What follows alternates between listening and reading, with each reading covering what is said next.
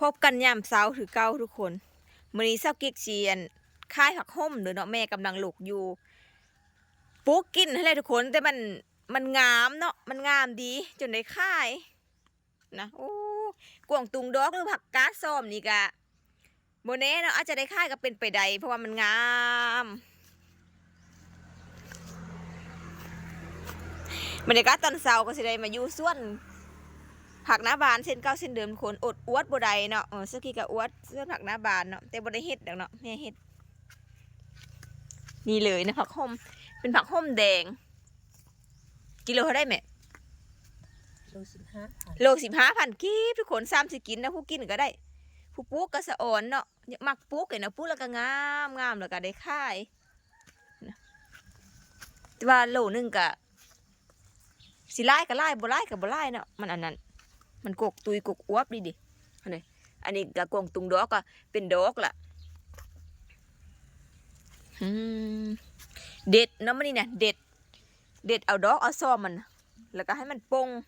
แล้วกินอันเก่านี้จงไว้ละต้น2ต้นนะพอสินะบรรยากาศสวนผักหน้าบานโอ้ยออนซ่อนเอาแถวบ้าไผ่ที่ลังเลอยู่หรือไผ่ที่จะปลูกอยู่ปลูกเลยเด้อทุกคนเด้อคุ้มค่าขนาดบำบัดหัวใจบำบัดจิตใจของเนาะเพราะว่ามันงามตื่นเช้ามาแล้วเห็นงามช่วงนี้มันกะบ่ฮ้อนพอเท่าใดนะมันเป็นยามหนาวนี่นะน้ำก็บ่ได้เปลืองอันแนะนำซื้อหัวนี่มาใส่เด้อทุกคนเด้อนี่พันหูนี่สบายงามอีหลีล้อเลยบัวก็ได้นะบ้าหนักค่ายได้ราคาดีขนาดคนเขาจะเอามักมันบ้านดีอันนี้ห้อมลาบก็ได้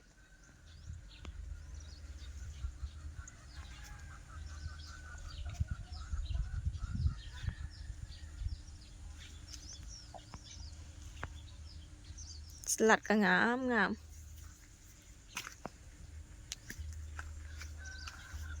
ผักโหมผักใจ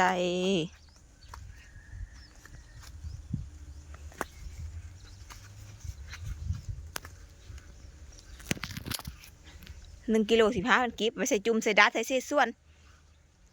หมูกระทะ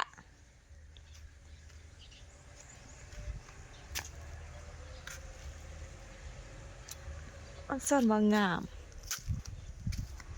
เอาตั้งมานั่ง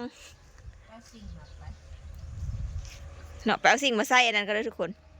มาสร้างก็เด้อไปสิ่งล้างบานมาสร้างก่อนเนาะสร้างผักห่มที่เขาจะค่ายเลยทางผ่านก็ผ่านมาก่อนงามนะ